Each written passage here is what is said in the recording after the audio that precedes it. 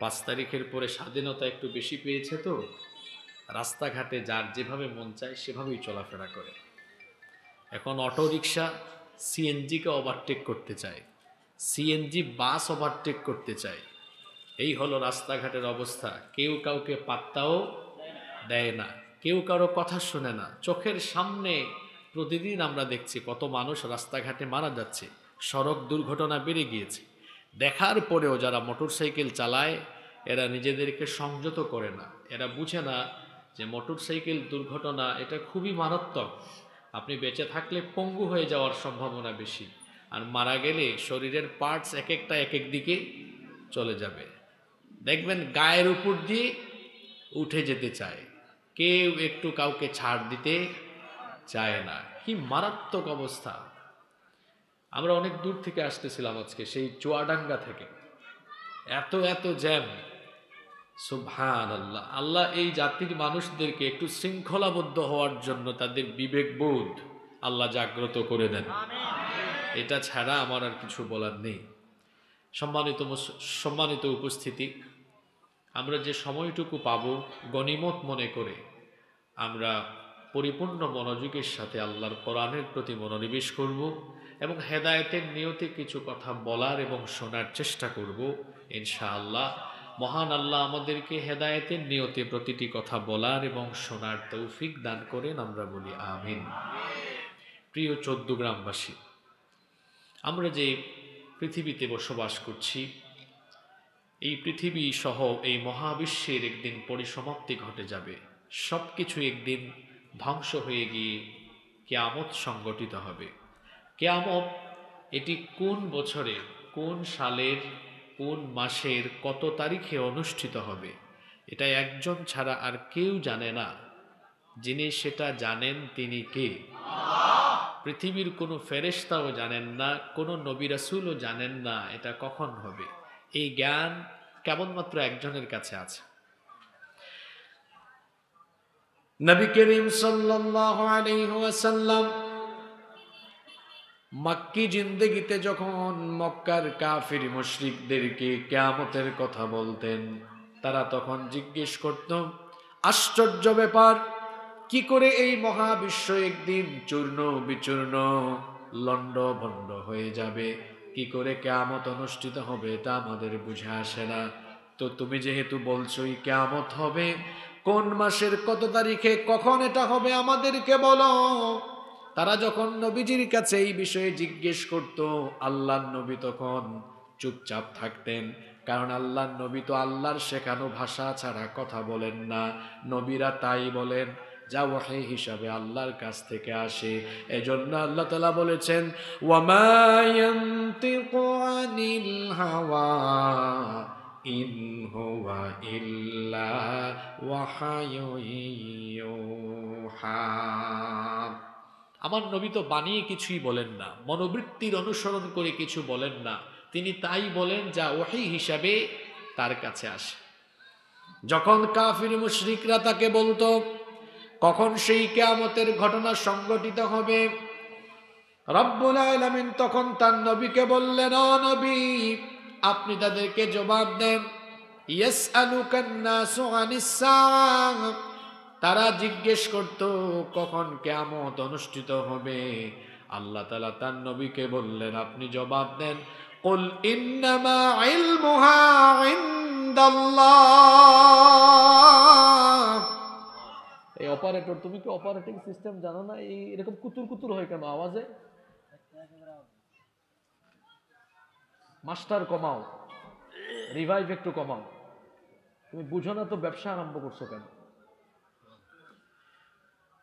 আল্লাহ তার নবীকে বললেন, ও নবী আপনি এদেরকে জবাব দেন কিয়ামতের ঘটনা কখন ঘটবে এটা একজন ছাড়া আর কেউ জানেন না। যিনি জানেন সবাই বলেন তিনি কে? তবে এই কিয়ামত সংগঠিত হওয়ার আগে পৃথিবীতে কি কি ঘটবে, কোন কোন আলামত, কোন কোন সাইন প্রকাশিত হলে পরে কিয়ামতের ঘটনা ঘটবে, সেগুলো আমাদেরকে জানিয়ে গিয়েছেন মুহাম্মাদুর রাসূলুল্লাহ সাল্লাল্লাহু আলাইহি ওয়াসাল্লাম। নবীজি বলতেন, তোমরা জিজ্ঞেস করো আমাকে কিয়ামত কখন হবে, আমি তো শেষ নবী, আমার পরে আর কোনো নবী নাই। যেহেতু আমি চলে এসেছি, তার মানে কিয়ামতও কাছাকাছি চলে এসেছে। এজন্য আল্লাহর নবী বলতেন, আনা ওয়াসসাআতু কাহাতাইনি, এই দুইটা আঙ্গুল নবীজি দেখায় বললেন, ওয়াদাম্মাস সাব্বাবাতি ওয়াল ওয়াসতা, এই দুটি আঙ্গুল দেখিয়ে নবীজি বললেন, এই দুটি আঙ্গুলের মধ্যে যেমন তেমন কোনো ব্যবধান নাই, আমি পৃথিবীতে চলে আসা আর কিয়ামত সংগঠিত হওয়ার মাঝে তেমন কোনো ব্যবধান নাই। অর্থাৎ এটা খুব নিকটে, খুব কাছে। আখিরি নবী চলে এসেছেন, মানে পৃথিবীও আখিরি জায়গায়, অর্থাৎ শেষ সময়ে চলে এসেছে। আমরা শেষ জামানার মানুষ, আমরা হলাম শেষ জামানার মানুষ। এটা হলো আখিরি জামানা। কিয়ামত এই জামানাই হবে, এই শেষ জামানাই হবে। তবে শেষ জামানায় কিয়ামতের আগে ভয়াবহ ফিতনা চতুর্দিকে দেখা দিবে। আল্লাহ নবী বলেছেন, আখিরি জামানায় কিয়ামতের আগে মানুষ চতুর্মুখী ফিতনার মধ্যে আচ্ছন্ন হয়ে যাবে। এমন ফিতনা চতুর্দিকে বিরাজমান হবে। ইউসবিহুর রাজুলু মুমিনান ওয়া ইউমসি কাফিরা, সকালবেলা মানুষ মুমিন থাকবে, কিন্তু ফিতনায় পড়ে সন্ধ্যার আগে কাফির হয়ে যাবে। আল্লাহ নবী বলেছেন, এটা বড় কঠিন জামানা। ইমাম তিরমিজি রাহিমাহুল্লাহ তার তিরমিজির ভেতরে হাদিস এনেছেন, আনাস ইবনে মালিক রাদিয়াল্লাহু আনহু, হাদিসের বর্ণনাকারী সাহাবী, তিনি বলছেন, রাসূল করিম, আমরা বলি সাল্লাল্লাহু আলাইহি ওয়াসাল্লাম বলেছেন, ইয়াতি আলান নাসি জামানুন আস-সাবিরু ফীহি আলা দীনিহি কাল কাবিদি আলাল জাম। আল্লাহর নবী বলেছেন, শেষ জামানায় নিজের ঈমান বাঁচানো এতটা কঠিন হবে, শেষ জামানায় ঈমানের উপরে অবিচল থাকা এতটা দুঃসাধ্য ব্যাপার হবে। আল্লাহর নবী বলেছেন, জ্বলন্ত কয়লার উপরে দাঁড়িয়ে থাকা যতটা কঠিন, শেষ জামানায় নিজের ঈমান বাঁচানো হবে তার চাইতে আরো কঠিন। অবস্থা তখন এমন হবে, ইউসবিহুর রাজুলু মুমিনান ওয়া ইউমসি কাফিরা, সকালবেলা কোনো ব্যক্তি মুমিন থাকলেও ফিতনায় পড়ে গিয়ে সন্ধ্যাবেলায় কাফির হয়ে যেতে পারে। আল্লাহর নবী আরো বলেছেন, ওয়া ইউমসি মুমিনা ওয়া ইউসবিহু কাফিরা, সন্ধ্যাবেলা রাতের বেলা কোনো ব্যক্তি মুমিন থাকলেও ফিতনায় পড়ে ওই ব্যক্তি সকালের আগে কাফের হয়ে যাওয়ার সম্ভাবনা আছে। এই হাদিসটা একটু মিলায় দেখেন তো, বর্তমানে আমরা এমন সমাজে বসবাস করি, নিজের ঈমানটাকে বাঁচিয়ে রাখা আজকে কতটা কঠিন হয়েছে। আমি তো বলি, মানুষের ঈমান আজকে বেশি দূরে যাওয়া লাগবে না। এই যুগে মানুষের ঈমান বাঁচানো, এই মোবাইলের ফিতনা থেকে নিজেকে বাঁচানো এখন অনেক কঠিন। এত জোরে যাওয়া লাগবে না। মোবাইলের ফিতনায় পড়ে আজকে ঈমান হারা হয়ে যাওয়ার সম্ভাবনা আছে, কারণ এর ভেতরে চরিত্র বিধ্বংসী এমন এমন উপাদান আছে, এটা আপনাকে একেবারে কঠিনভাবে গ্রাস করে জাহান্নামের দিকে ঠেলে দিতে পারে। আজকের জামানায়, এই ফিতনার জামানায়, মানুষের চরিত্র নষ্ট করে দেওয়ার একটা আকর্ষণীয় এবং চমৎকার উপাদান হলো এই মোবাইল ফোন। এত দূরে যাওয়া লাগবে না। এই যে আমাদের যুব সমাজ, তরুণ সমাজ, আজকে অনেকেই বিপদগামী হয়ে যাচ্ছে শুধুমাত্র মোবাইল ফোনের অপব্যবহারের কারণে। মোবাইল ফোন ব্যবহার করতে আমি নিষেধ করছি না, কিন্তু তাদের অবস্থা হলো এমন, রাত ৩টা-৪টা পর্যন্ত তারা মোবাইলে তাহাজ্জুদ পড়ে। কথা বুঝেন নাই? ৩টা-৪টা পর্যন্ত জেগে থাকে, তারপরে সকালে ঘুম থেকে উঠে 10টায়, 11টায়, দুপুর 12টায় সকালের নাস্তা খায় না। তার ঘুমের অভ্যাস ঠিক নাই, খাদ্যাভ্যাসও ঠিক নাই। এই যে সকালের নাস্তা দিনের পর দিন করে না, তার পেটের ভেতরে হয়েছে গ্যাসের কারখানা। এরপরে দেখা যায় যেখানে যায়, এমনকি মাহফিলেও গিয়ে বায়ু দূষণ করে পরিবেশকে নষ্ট করে এরা।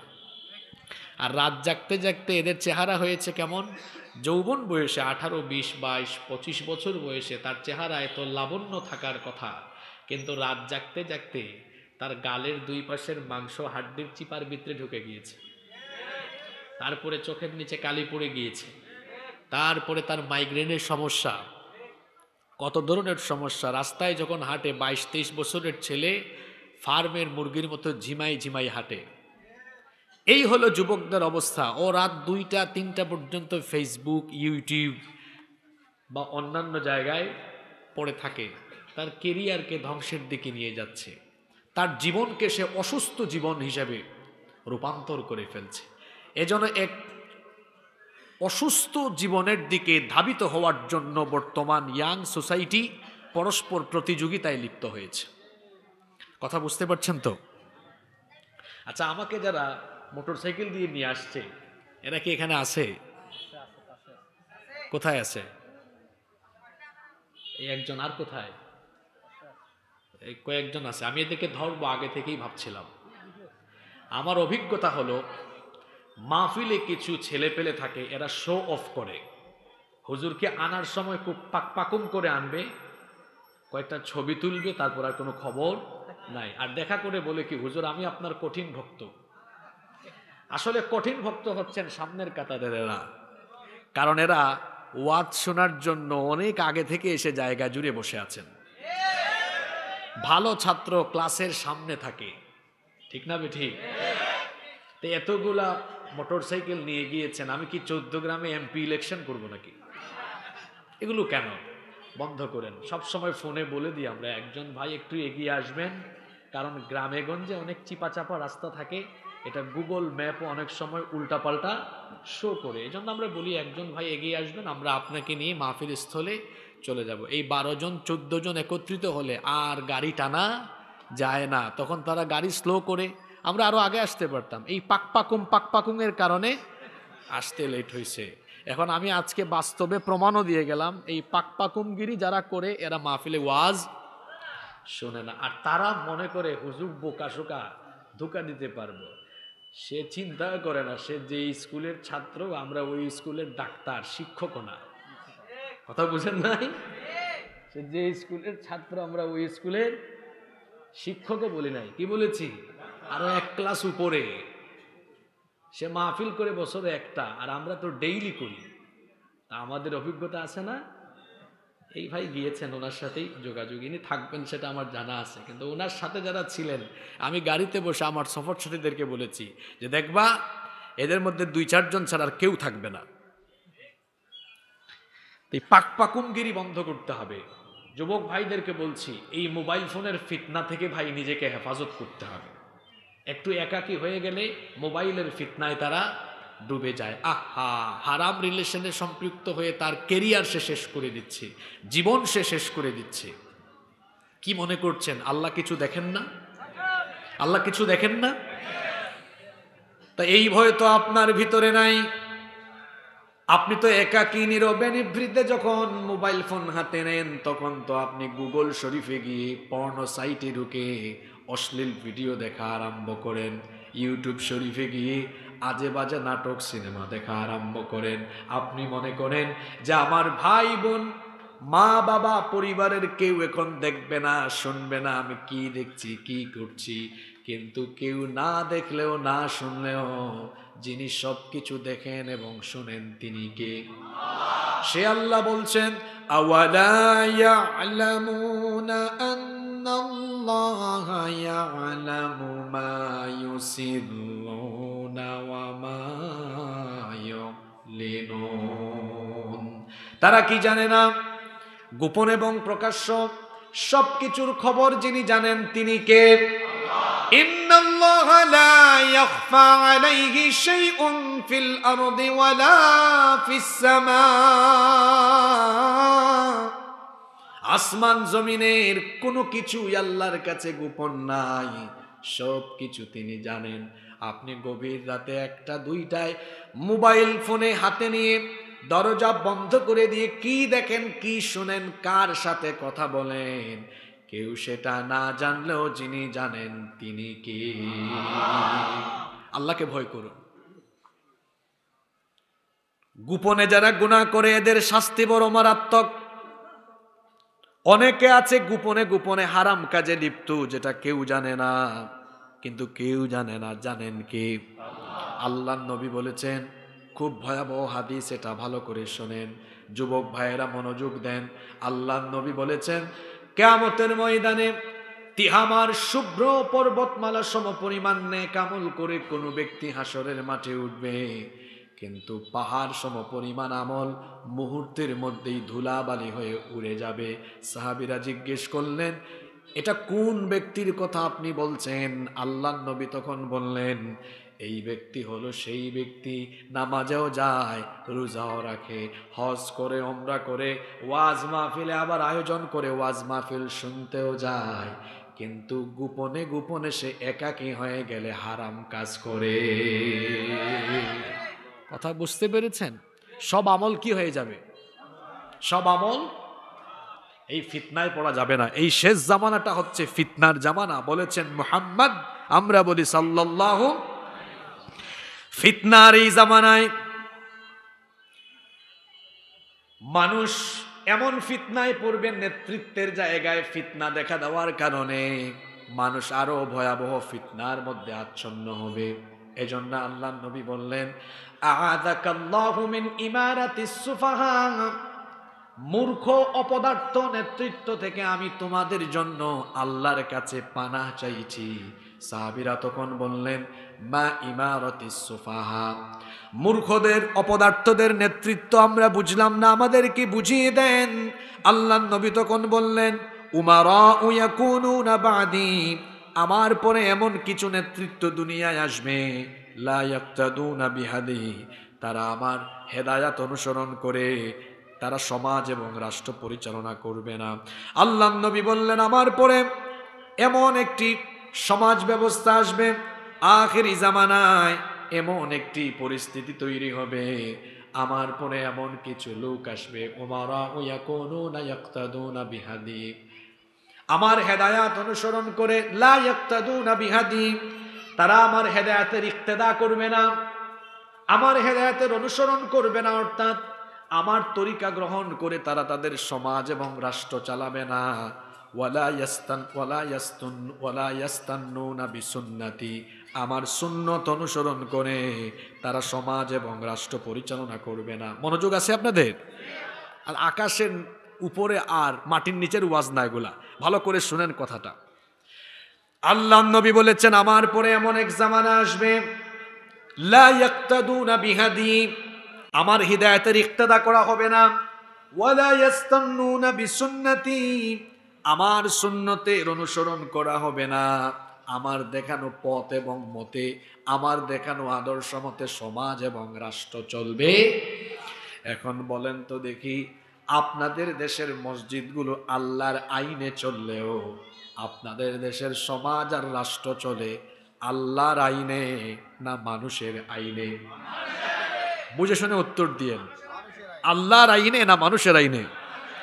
তাহলে শেষ জামানায় আল্লাহ নবীজি বলেছেন, সমাজ এমন কিছু অপদার্থ অথর্ব সমাজ আসবে, যেই সমাজে অযোগ্য অপদার্থরা নেতৃত্ব দিবে, সেই সমাজের নেতৃত্ব হবে এমন আল্লাহর আইন বাদ দিয়ে তারা নিজেরা আইন বানিয়ে সমাজ রাষ্ট্র পরিচালনা করবে।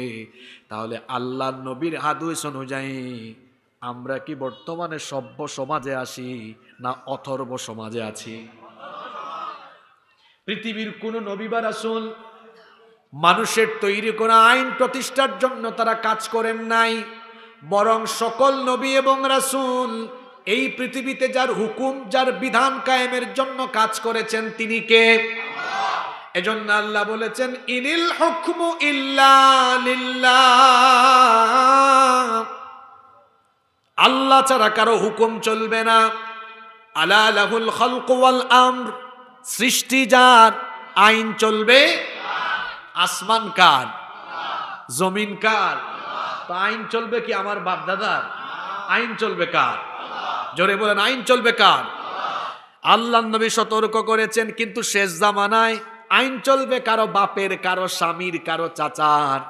এইরকম করে মানুষ নিজেরা আইন বানিয়ে যখন সমাজ এবং রাষ্ট্র পরিচালনা আরম্ভ করবে, আমার উম্মতের যেই ব্যক্তি ফামান সাদ্দাকাহুম বিকাযিবিহিম ওয়া আ'আনাহুম আলা যুলমিহিম, আমার উম্মতের যেই ব্যক্তি তাদেরকে সহযোগিতা করবে, তাদেরকে সমর্থন দিবে, তাদের সাথে থাকবে, তাদের জুলুমের সহযোগী হবে, আল্লাহর নবী বলেছেন ফাউলাইকা লাইসু মিন্নি ওয়া লাস্তু মিনহুম, যারা এই সকল লোকদের সাথে থাকবে, তাদেরকে সমর্থন করবে, এরা আমার কেউ নয়, আমিও তাদের কেউ নয়।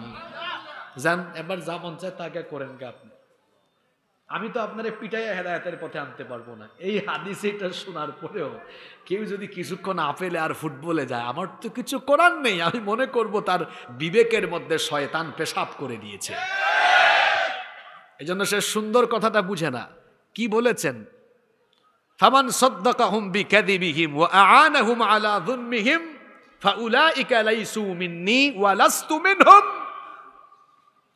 যে ব্যক্তি তাদেরকে সমর্থন করবে, তাদের জুলুমের সহযোগী হবে, তাদের সাথে থাকবে, সহযোগী হবে, আমি তাদের কেউ না, তারা আমার। আমরা কি রসুলের সুপারিশ চাই না? জোরে বলেন চাই না? তাহলে অমুকের দলে তমুকের দলে নয়, মুসলমান থাকবে রসুলের দলে।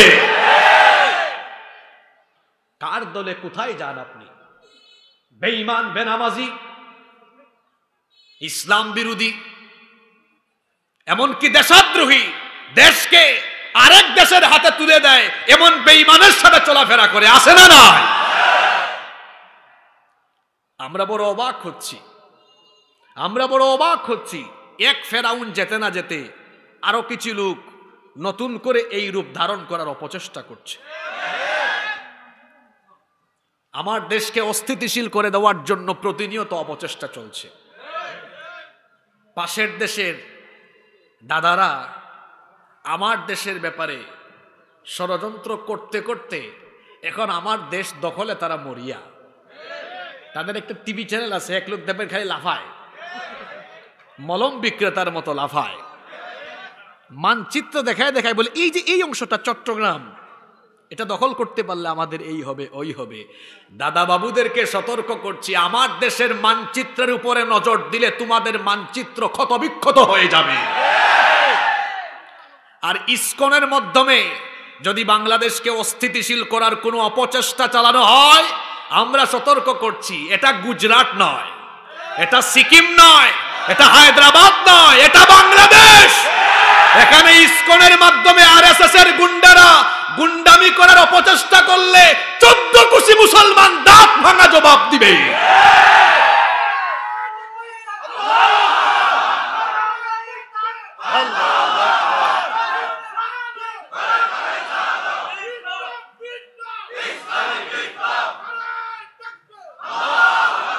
ইসকন হলো একটি উগ্রবাদী, জঙ্গিবাদী, চরমপন্থী সংগঠন। ইসকন মানে হলো international society for Krishna consciousness, আন্তর্জাতিক ভাবনামৃত, আন্তর্জাতিক কৃষ্ণ ভাবনামৃত সংঘ। এটা প্রতিষ্ঠা করেছে যে ব্যক্তি, তার নাম হলো অভয় চরণারবিন্দ ভক্তি বেদান্ত স্বামী প্রভুপাদ। আপনারা হাসেন কেন? হ্যাঁ, এই তার নামের প্রভুপাদ নিয়ে অনেকের তার নামের শেষে লাগাইছে প্রভু। এই চিন্ময় প্রভু, তারও পুরা নাম অনেক লম্বা, চিন্ময় কুমার দাস প্রভু ব্রহ্মচারী। কত লম্বা নাম আপনি চিন্তা করেছেন? তো শোনেন, এটা প্রতিষ্ঠা হয়েছে 1966 সালে। আশ্চর্যের একটা ব্যাপার আছে, সেটা হলো এদের হেডকোয়ার্টার ভারতের পশ্চিমবঙ্গের নদিয়া জেলার মায়াপুরে, কিন্তু সংগঠনটি প্রতিষ্ঠা হয়েছে মার্কিন যুক্তরাষ্ট্রের নিউ ইয়র্কে। যে ব্যক্তি এটা প্রতিষ্ঠা করেছে, এই ব্যক্তি হিন্দুদের কোনো শিক্ষালয়ে পড়াশোনা করে নাই, পড়াশোনা করেছে খ্রিস্টানদের চার্চে। এই ইসকনকে আপনারা অনেকে মনে করেন যে হিন্দুদের ধর্মীয় সংগঠন, না। ইসকন হলো হিন্দু লেবাসধারী ইহুদি নিয়ন্ত্রিত একটি সংগঠন। এটা ইহুদিবাদ, এটা ইহুদিবাদ প্রচারকারী একটি সংগঠন, কিন্তু লেবাস ধরেছে হিন্দুদের। এজন্য সনাতনী হিন্দুদের সাথে ইসকনওয়ালাদের অনেক বিরোধ আছে, এবং বাংলাদেশে এমন বহু অভিযোগ আছে ইসকনের অনেক উগ্রপন্থী চরমপন্থীরা সনাতনী হিন্দুদের বাড়িঘর জায়গা জমি দখল করেছে, এমনকি বলাৎকার আর যৌন নিপীড়নের অভিযোগ এদের ব্যাপারে রয়েছে। এরা এত খারাপ, ভারতে তারা বিভিন্ন সময়ে সাম্প্রদায়িক দাঙ্গা লাগিয়ে ভারতের পরিবেশকে তারা অস্থিতিশীল করে তুলেছে। এই যে চিন্ময়কে গ্রেফতার করা হয়েছে একটা রাষ্ট্রদ্রোহ মামলায়, তাদের অনুসারীরা কতটা উগ্র এবং চরমপন্থী হলে পরে আদালত চত্বরে আমার এক আইনজীবী ভাইকে নির্মমভাবে কুপিয়ে তারা হত্যা করেছে। হত্যা করা হয়েছে কাকে? আইনজীবীকে। আর গ্রেফতার হয়েছে তার আগে চিন্ময় রাষ্ট্রদ্রোহী মামলায়। বিবৃতি এসেছে ভারতের পররাষ্ট্র মন্ত্রণালয় থেকে। আচ্ছা, বিবৃতি তো আসার কথা ছিল আইনজীবী হত্যা নিয়ে, না এসে আসলো চিন্ময়ের ব্যাপারে। দাদা বাবুরা, আমরা বুঝে ফেলেছি এর আগেও তো বাংলাদেশে অনেক হিন্দুদের উপরে অত্যাচার হয়েছে। বিশ্বজিৎকে হত্যা করা হয়েছে কুপিয়ে কুপিয়ে, মনে আছে আপনাদের? ওই যে বিএনপির গয়েশ্বর চন্দ্র রায় আর এক মহিলা, ওই যে নিপুণ রায় না কি জানি নাম, এছাড়া আরো বিভিন্ন সময়ে হিন্দুদের উপরে অনেক সময় নির্যাতন হয়েছে। পররাষ্ট্র মন্ত্রণালয়ের জবানে তখন তারা লেগে গিয়েছিল, চিন্ময় রাষ্ট্রদ্রোহ অপরাধ করেছে। আমার দেশের লাল সবুজ পতাকার উপরে তাদের উগ্রবাদী গেরুয়া রঙের পতাকা উড়িয়ে আমার লাল সবুজ পতাকাকে অপমান যখন করেছে, আমার দেশের আইন তাকে গ্রেফতার করেছে। এখন তার অনুসারীরা কুপিয়ে কুপিয়ে আমার এক আইনজীবী ভাইকে হত্যা করেছে। উচিত ছিল পররাষ্ট্র মন্ত্রণালয় থেকে, তাদের দেশের পররাষ্ট্র মন্ত্রণালয় থেকে আইনজীবী হত্যার ব্যাপারে বিবৃতি দেওয়া। সেটা না দিয়ে এই সন্ত্রাসীর পক্ষে, এই রাষ্ট্রদ্রোহীর পক্ষে বিবৃতি দিয়ে ভারতের দাদা বাবুরা, ভারতের সরকার প্রমাণ করেছে তারা হলো সন্ত্রাসীদের মদতদাতা। তাদের মুখে সাম্প্রদায়িক সম্প্রীতির কথা মানায় না, কারণ তাদের দেশে সংখ্যালঘু হিসাবে মুসলিমরা সবচেয়ে বেশি নির্যাতিত। এই তো গত কয়েকদিন আগেই 4 জনকে মসজিদের ভেতরে নির্মমভাবে হত্যা করা হয়েছে, জানেন কিনা আপনারা? তাবরিজকে জয় শ্রীরাম না বলার কারণে এর আগে কয়েক বছর আগে পিটিয়ে হত্যা করা হয়েছে। মুস্কান নামক আমার এক বোনকে এক কলেজের ক্যাম্পাসে তাকে লাঞ্ছিত করা হয়েছে। তোমাদের কথা মনে আছে ভাই, তোমরা গুজরাটে কি করেছো, তোমরা সিকিমে, হায়দ্রাবাদে, কাশ্মীরে কি করেছো? সব আমাদের যারা আছে, তোমরা আমাদেরকে সম্প্রীতি শেখায়ো না, কারণ তোমাদের মতো অসভ্য আর বর্বর পৃথিবীতে আর কেউ নাই। তোমরা আমাদের বাবরি মসজিদ দখল করে রাম মন্দির বানিয়েছো, সব জানা আছে আমাদের। এখন যদি আমার দেশকে নিয়ে কোনো চক্রান্ত করো, আমরা সবর করছি বলে এটা আমাদের দুর্বলতা ভেবো না। যদি আমার দেশের উপরে কোনো ধরনের কুনজর দেওয়ার চেষ্টা করা হয়, তাহলে আমরাও চুপ করে বসে থাকবো না। যদি আমার দেশ নিয়ে কোনো ধরনের ষড়যন্ত্র করা হয়, আমরাও সাবধান করে দিচ্ছি, ভারতের মানচিত্র আর এরকম থাকবে না, টুকরা টুকরা হয়ে যাবে। আমাদেরকে হুমকি দেয়, কয় সোমবার থেকে, আজকে কি বার গেল, কয় সোমবার থেকে আমরা সীমান্ত অবরোধ করব। তা আমি গত 2 দিন আগে বৃহস্পতিবারে শরীয়তপুরে বলেছিলাম, অবরোধ করলে কর তোরা, তাতে আমাদের কি? তোরা কি আমাদেরকে তোদের পেঁয়াজ চিনি এগুলো ভিক্ষা দেশ নাকি? আমরা তো টাকা দিই, তোরা আমাদেরকে পণ্য দিস। আমার 14 গ্রাম বাজারে কোনো ব্যবসায়ী আমারে পণ্য দেয় না, আমি কি বসে থাকবো নাকি? আমি আরেক দোকানে যাব না? তো তুমি আমাকে না দিলে নাই। আমিও বলেছি আমরা এগুলোতে ভয় পাই না, আপনারা চুপচাপ বসে থাকেন 1-2 সপ্তাহ, দেখবেন তার পণ্য যখন খালাস হবে না, তার পণ্য যখন পচা আরম্ভ করবে, আপনাদের পায়ে ধরে বলবে, আব্বা আমাদের পণ্যগুলা নেন। এদেরকে এভাবেই জবাব দিতে হবে, তোমার পণ্য নিয়ে তুমি বসে থাকো। আমরা সতর্ক করছি, এই দেশে মার্কিন আধিপত্যবাদ, ভারতীয় আধিপত্যবাদ চলবে না। বাংলাদেশ চলবে তেমন, বাংলাদেশের মানুষ চাইবে যেমন। কোন হাদিসে ছিলাম মনে আছে? সেখান থেকে এই কথাগুলোর অবতারণা হয়েছে। আল্লাহর নবী সতর্ক করে গিয়েছেন, শেষ জামানায় কিয়ামতের আগে আমার দেখানো পথ মত বাদ দিয়ে নিজেদের তৈরি করা আইন দিয়ে মুসলমান তার সমাজ রাষ্ট্র পরিচালনা আরম্ভ করবে। আজকে কি সেই জায়গায় আমরা চলে আসছি না? কোথায় যাচ্ছেন আপনি বলেন? কোথায় যাচ্ছেন আপনি? জমিন তো হলো আল্লাহর, এই জমিনে আইন চলবে কার? আল্লাহর দেওয়া আইন কানুন প্রতিষ্ঠা বাদ দিয়ে মুসলমান যদি তার নিজের বানানো আইন বা অন্য কারো বানানো আইন মতাদর্শ বাস্তবায়নের জন্য চেষ্টা করে, তাহলে সেই ব্যক্তি সরাসরি আল্লাহর সাথে কুফর করে, শিরিক করে এবং আল্লাহর সাথে সে খোদাদ্রোহী কাজে লিপ্ত হয়ে যায়। এজন্য আমরা যতদিন বেঁচে থাকব, আমরা আমাদের রক্ত, ঘাম, আমাদের জীবনের শক্তি, সামর্থ্য সব খরচ করব আল্লাহর দ্বীনের পথে। বলেন ইনশাআল্লাহ। আল্লাহর নবী বলেছেন, শেষ জামানা এটি এত ভয়াবহ হবে, এই ভয়াবহ জামানায় ফিতনা এমন ভাবে ছড়িয়ে পড়বে। আল্লাহর নবী বলেছেন, সায়াতি আলা উম্মতি জামানুন ফিহি ইয়াকসুরুল কুররা। আল্লাহর নবী বলেছেন, ইয়াকসুরু ফিহিল কুররা, শেষ জামানায় কোরআনের পাঠকের সংখ্যা বেড়ে যাবে, কোরআন তেলাওয়াতকারীর সংখ্যা বাড়বে, কোরআন পড়তেই থাকবে মানুষ। ওয়াকিল্লুল ফুকাহা। আজানটা এখানে দিয়ে দিলে আজানের পরে আমরা 7:30 পর্যন্ত চালাবো, পরে একসাথে নামাজ হবে। আজানের সময় হয়ে গেছে, আজান হবে কিন্তু নামাজ আরো 20-25 মিনিট পরে হবে। আপনারা কেউ দাঁড়াবেন না, ওযু করার জন্য পর্যাপ্ত সময় দেওয়া হবে। আজান দিয়ে দিন।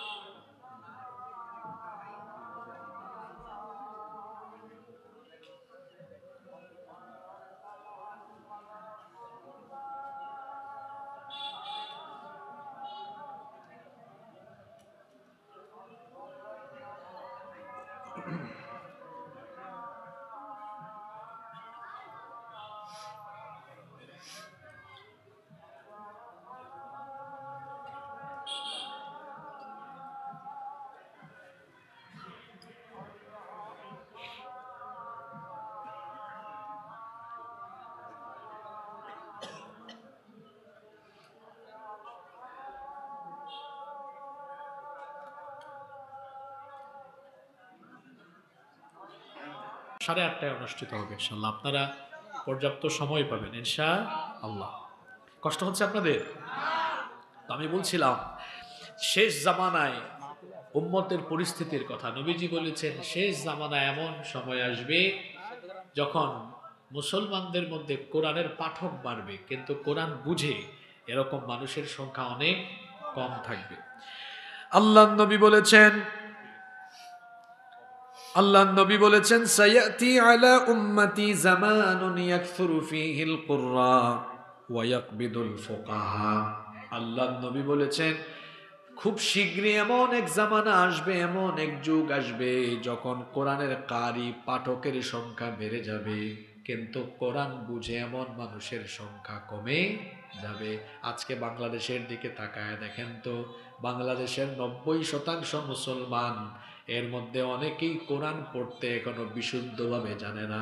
আবার যারা জানে এদের মধ্যে অনেকেই কোরআনের অর্থ বুঝে, কি বলেন, আছে না? কোরআন বুঝে না বলে মুসলমানদের জীবন আর কোরআন সম্পূর্ণ বিপরীত।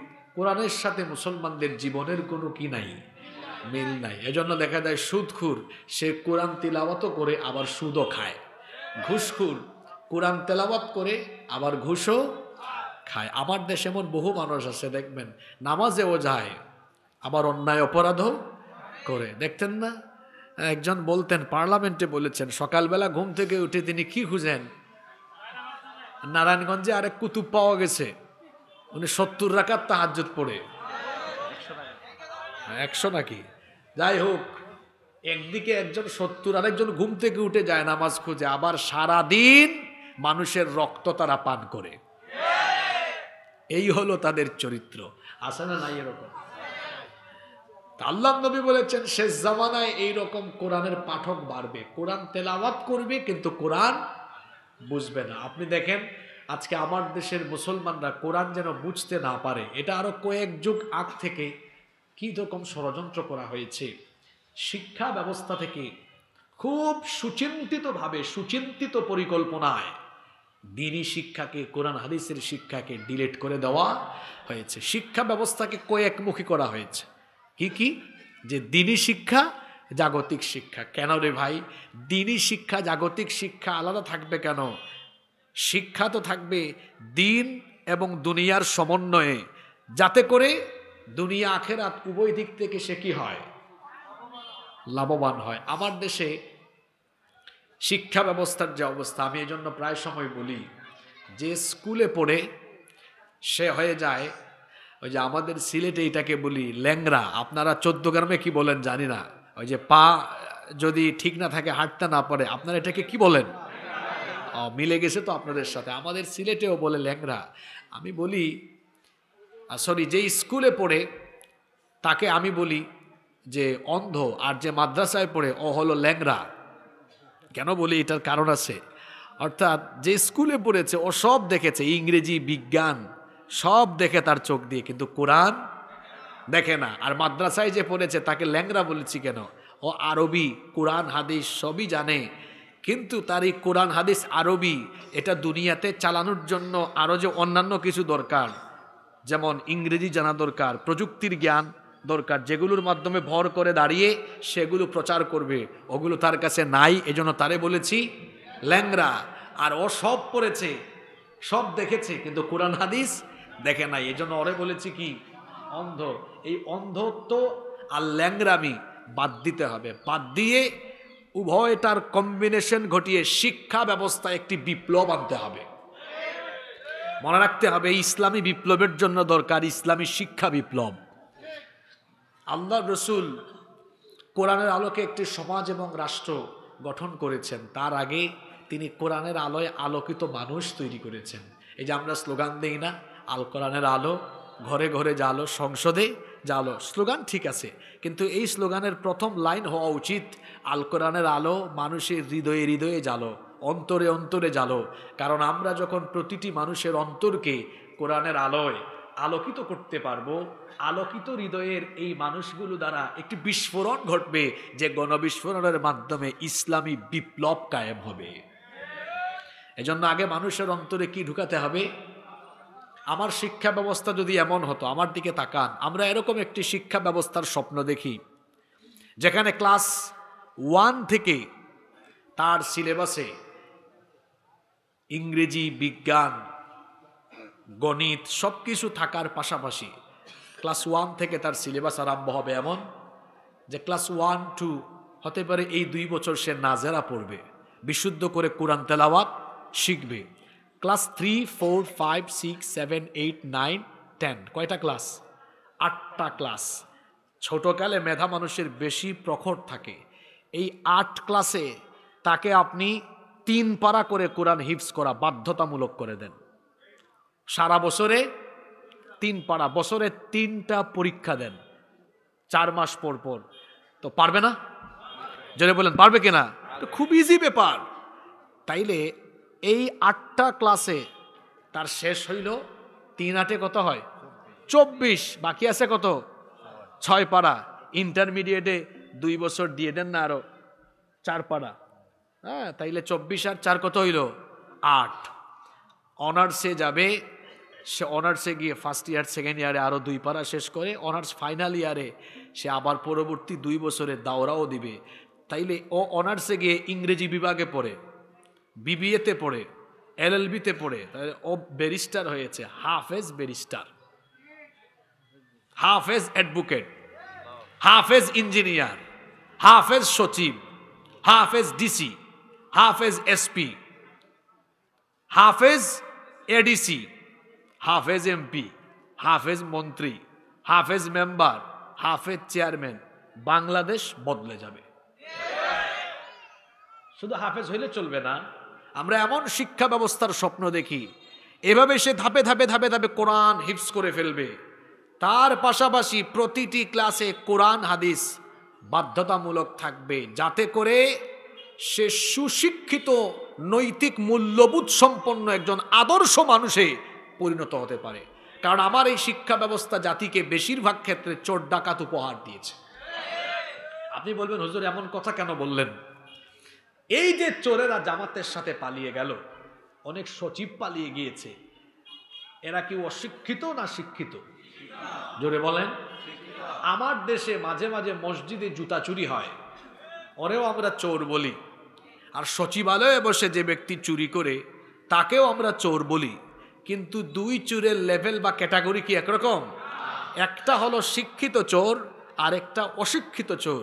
বলেন তো সমাজ আর রাষ্ট্রের জন্য বেশি ক্ষতিকর শিক্ষিত চোর না অশিক্ষিত চোর?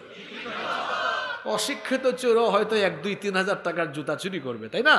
বা কয়েক হাজার টাকার জুতা চুরি করবে। আর শিক্ষিত চোর, এই চোরের ঘরের চোররা এমন, এরা কলমের খোঁচায় হাজার হাজার কোটি টাকা চুরি করতে পারে। তো এত শিক্ষিত হয়ে এত চুরি করে কেন? কারণ কি? কারণ ও তার একাডেমিক সিস্টেমে বাংলা, ইংরেজি, গণিত, সমাজ, অর্থনীতি, পৌরনীতি, রাষ্ট্রনীতি, তারপরে আইসিটি সব পড়েছে। তার সিলেবাসে কোরআন নাই, হাদিস নাই, দ্বীনি শিক্ষার কোনো বিষয় নাই। এজন্য দ্বীনি শিক্ষা বহির্ভূত এই শিক্ষা তাকে শিক্ষিত করে গড়ে তুললেও শেষ পর্যন্ত এই শিক্ষা ব্যবস্থা তাকে শিক্ষিত চোর, শিক্ষিত ডাকাত, শিক্ষিত দুর্নীতিবাজে পরিণত করেছে। তাহলে বোঝা গেল যে একটি সুন্দর জেনারেশন, সুন্দর দেশ পেতে হলে আগে শিক্ষা ব্যবস্থাকে কি করতে হয়? সুন্দর করতে হয়। গত কয়েক বছর আমরা কি দেখলাম? শিক্ষা ব্যবস্থাতে বানরামি, শরীফ থেকে মনে নাই কি শয়তানি। মুন্না বড় হয়ে হঠাৎ একদিন বলে যে বাবা আমি দেখতে মুন্না হলেও মনে মনে মুন্নি হয়ে গেছি। এই শয়তানি শোনেন নাই আপনারা? এই সকল শয়তানি দিয়ে এই যে জেন জি, আমি তো অবাক হয়ে গিয়েছি, এরা এত বিপ্লবী হলো কেমনে? আমি তো ভাবছি এই শিক্ষা ব্যবস্থা এরা শেষ, কিন্তু এই শিক্ষা ব্যবস্থা দিয়ে তাদেরকে ধ্বংস করা যায়নি। কারণ তাদের ভিতরে দেশপ্রেম আছে, ইমানি চেতনা আছে। আর যে দেশের তরুণ যুবকদের ভেতরে দেশপ্রেম আর ইমানি চেতনা আছে, এই দেশকে অন্য কোনো দেশের অধীন করে দেওয়া যাবে না ইনশাআল্লাহ। সম্মানিত উপস্থিতি, আল্লাহ রসুলের হাদিস, শেষ জামানায় কোরআনের পাঠক বাড়বে, কোরআন বুঝে এই সংখ্যাটা কমে যাবে। আজকে দেখেন আমার যুবকরা যদি কোরআন বুঝতো, যদি আমার যুবকরা কোরআন বুঝতো, এই যুবকেরা কাজটা করলো কি? যেটা আমাদের কাছে অকল্পনীয় ছিল, আমরা যেটা ভাবি নাই, সেটা তারা করে দেখিয়েছে। এই যুবকদের ভেতরে যদি কোরআনের নূর জ্বালিয়ে দেওয়া যায়, কোরআনের আলো জ্বালিয়ে দেওয়া যায়, এই তারুণ্য আগামীর বাংলাদেশকে কোরআনের বাংলাদেশ হিসাবে বিনির্মাণ করবে ইনশাআল্লাহ। এজন্য সকলকে কোরআন শুধু তিলাওয়াত আর পড়ার মধ্যে সীমাবদ্ধ থাকলে হবে না। বছরে একদিন তাফসিরুল কোরআন মাহফিল করলেই আমাদের দায়িত্ব শেষ নয়। প্রতিদিন 10 আয়াত করে কোরআন অর্থসহ পড়েন। কয় আয়াতের কথা বললাম? একটু প্র্যাকটিক্যাল ওয়াজ হোক আজকে। প্রতিদিন যদি আপনি 10 আয়াত করে পড়েন, তাহলে 365 দিনে আপনার হয়ে যাবে কত দেখেন? 365 গুণ 10 আপনার হয়ে যাচ্ছে মোট 3650। ঠিক আছে, দেখা যাবে 2 বছরে, 2 বছরও লাগবে না, আরো কম, হয়তো 10 মাসে পুরা কোরআন একবার আপনার অর্থসহ ব্যাখ্যা সহ পড়া কমপ্লিট হয়ে যাবে। সুবহানাল্লাহ। আপনারা কি পড়েন? পড়েন না? আসেন না, আমরা একটু একাডেমিকলি নিজেকে এগিয়ে নেই। এখন বাজারে তাফসীর ইবনে কাসির বাংলা পাওয়া যায়। তাফহিমুল কোরআন সবচেয়ে সহজ, সুন্দর, আধুনিক এবং অত্যাধুনিক একটি তাফসীর। তাফহিমুল কোরআন, তাফসীর ফি জিলালিল কোরআন, মারিফুল কোরআন, তাফসীরে জালালাইন, আমি যেগুলোর নাম বললাম এগুলো বাংলায় পাওয়া যায়। দাম খুব বেশি না। আপনি 2-2.5 হাজার টাকার ভেতরেও এই তাফসিরের মধ্যে 1-2 সেট তাফসির কিনতে পারবেন। কিনে বাড়িতে রাখেন না, ফজরের নামাজের পরে বউ বাচ্চা সবাই মিলে বসে এভাবে একটু পড়েন না, বৈঠক করেন, কোরআন বৈঠক। আপনার বউকে বলেন, বিবি তুমি 3 আয়াত পড়ো, ছেলেকে বলেন তুমি 3 আয়াত পড়ো, আরেকজনকে বলেন তুমি 3 আয়াত পড়ো, আরেকজনকে বলেন তুমি 2 আয়াত পড়ো, 10 আয়াত হয়ে গেছে। তারপর আরেকজনকে বলেন তুমি অর্থ দেখে দেখে পড়ো। এরপরে সর্বশেষ আপনি নিজে এনে ওই যে প্রত্যেকটা আয়াতের নিচে দেখবেন টিকা সহ ব্যাখ্যা লেখা থাকে, নিজে পাঠ করে শোনান, সংক্ষিপ্ত একটা মেসেজ দিন, এই আয়াতের শিক্ষা হলো এই। এরকম যদি আমাদের ঘরে ঘরে ঘরে কোরআনের চর্চা চলতো, তাহলে আমাদের প্রত্যেকটি পরিবারের ভেতরে দিনই পরিবেশ থাকতো। আমি আপনাদেরকে অনুরোধ করে যাচ্ছি, আমরা আমাদের এই পাশাকোট না এটা, এই পাশাকোটে আমরা সবাই সিদ্ধান্ত নেই, প্রতিদিন আমরা আমাদের ঘরে 10 আয়াত, কমপক্ষে 10 আয়াত অর্থসহ ব্যাখ্যাসহ ঘরের সবাইকে নিয়ে বসে কোরআন বৈঠক করব। পারবেন? তার পাশাপাশি ছোট্ট আরেকটা কাজ দিয়ে যাই, সেটি হচ্ছে আমার আপনার প্রিয় নবীর জীবনী আমরা অনেকে জানি না। আহা, আমরা আসুন অন্তত এই যে আর রাহিকুল মাখতুমকে আরো সংক্ষিপ্ত করা হয়েছে, আপনারা জানেন কিনা? সফিউর রহমান মুবারকপুরীর লেখা আরেকটা বই আছে, এটা আরো শর্ট হয়ে গেছে। সেটা হলো রাসূলে আরাবী সাল্লাল্লাহু আলাইহি ওয়াসাল্লাম। খুব ছোট্ট একটা বই, এটা অনলাইনে পিডিএফও পাবেন, আপনারা মার্কেট থেকে কিনবেন, 200-250 টাকা হবে। রাসূলে আরাবী, এত সুন্দর এই বইটা, একদম শর্ট করে এত সুন্দর করে রাসূলের সিরাত মুখতাসার একেবারে সংক্ষিপ্ত করে লেখা হয়েছে। এটা পুরোটা আপনি নিজে পড়েন, রাসূলের জন্ম থেকে নিয়ে মিনাল মিলাদি ইলাল ওয়াফাত, জন্ম থেকে মৃত্যু পর্যন্ত রাসূলের পুরো জীবনীটা আপনার চোখের সামনে যদি থাকে, আপনার জীবন রাসূলের আদর্শে আদর্শিত হবে ইনশাআল্লাহ। এই 2টা কাজ আমরা করতে পারবো তো? এটা যদি না হয় আমাদের জীবন তো কোরআনের মতো হবে না। আমাদের নবী কেমন ছিলেন?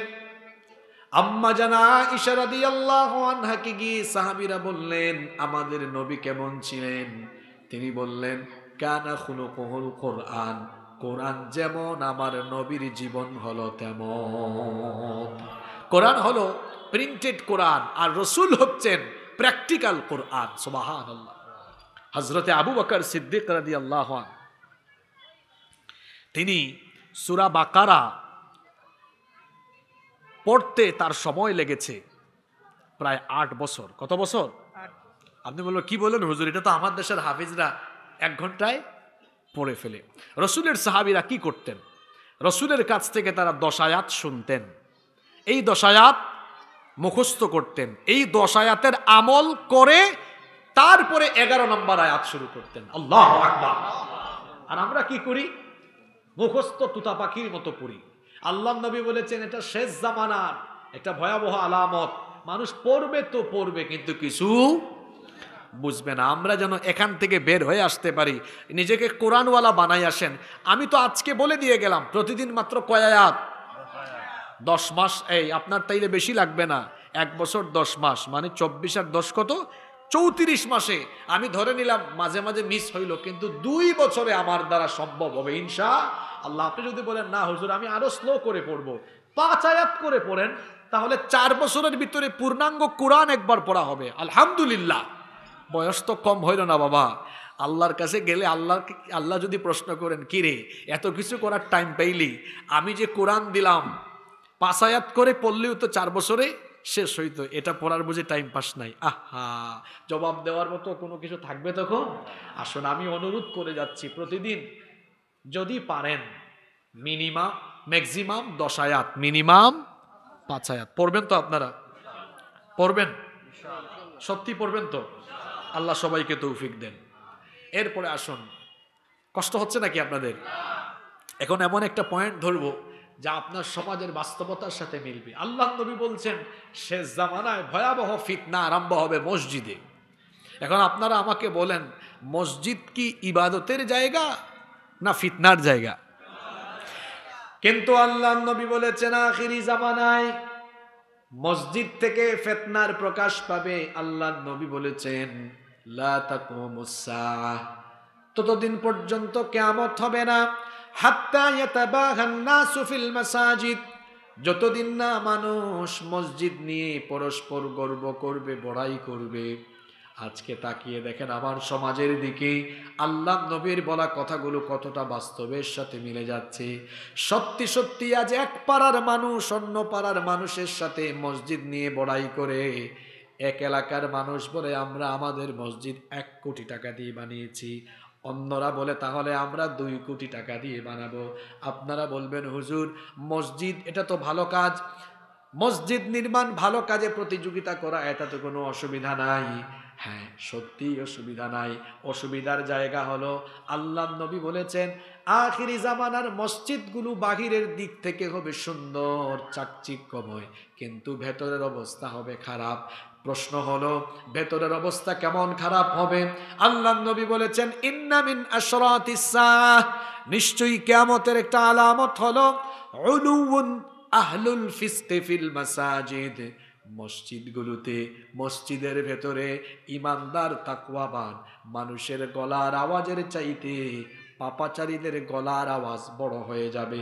তাকিয়ে দেখেন আপনার সমাজের দিকে, মসজিদের ইমাম সাহেবের গলার আওয়াজের চাইতে সুদখুর ঘুষখুর সভাপতি সেক্রেটারির গলার আওয়াজ বড়। মসজিদগুলো খুব সুন্দর, 1 কোটি 2 কোটি টাকা দিয়ে বানানো হয়েছে, কিন্তু মসজিদের ভেতরে হকের কোনো আওয়াজ।